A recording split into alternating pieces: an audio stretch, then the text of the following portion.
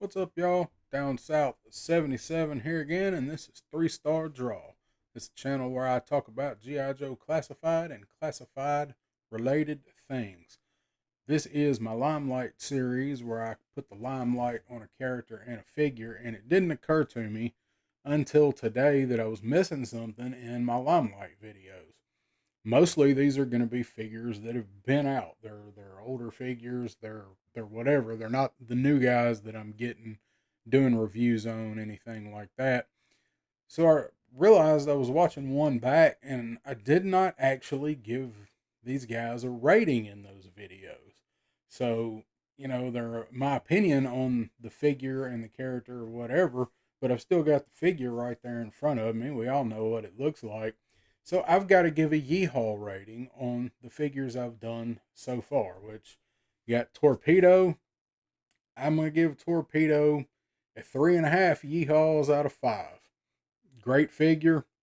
He's kind of plain, nothing super stand outish, nothing bad about the figure. He's a good figure. He's a great character. But we got bent spear guns, we got bent flippy floppies. So, I mean, a 5 is going to have to just knock it out of the park for me. So, 3.5 yeehaws for Torpedo. Oh, next we've got Desert Commando Butterscotch Snake Eyes. Very good figure, very well done. He looks great. A lot of them had bent swords, things like that. Mine, actually, they were pretty straight on. I don't really have much in the way of complaints with Butterscotch Snake Eyes other than it's just another Snake Eyes when we've got so many other figures that we could do. But going on the figure, because that is what we're looking at here, I've got to give that figure a 4 because they took all the best parts of Snake Eyes to me and they put him together in one figure and they made him a dessert. So next up, we have got my boy Scrap Iron. He's my favorite. Scrap Iron is great. He could have been the greatest, but they, like I said, they just did not seem to get the paint apps on the rest of the face right. They got the scarring right. Everything else is great. He stands. As far as accessories, he's got the badass drone. Head sculpt is amazing. No paint screw ups. They just needed a little more definition on him. So I've got to give Scrap Iron a 4.5 yeehaws out of 5 because he's about as close to perfect as you can get without being perfect in my eyes. And that's what we're looking through here. So that leaves us with Major Blood.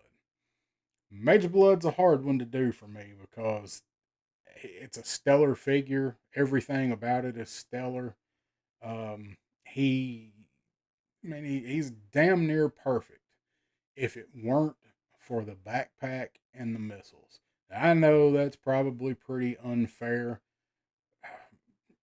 He really is, for most people. He is a 5. For me, he is also a 4.5 because to me, be a dead balls perfect figure. He's almost there. If I was doing 3/4 yeehaws, he would beat Scrap Iron. He has the edge over Scrap Iron, but for me, it's not enough to give him a 5 full yeehaws. About as close as it's gotten so far, if we're counting hash marks and eighths and quarters and stuff like that. He's on up there. He's probably the best overall sculpt. He's definitely the best head sculpt. But for me, the backpack and the missiles kill it just a little because I think they could have come up with a better way for them to snap in there and stay in a little better. And my backpack doesn't stay in great, and he's got a floppy ankle.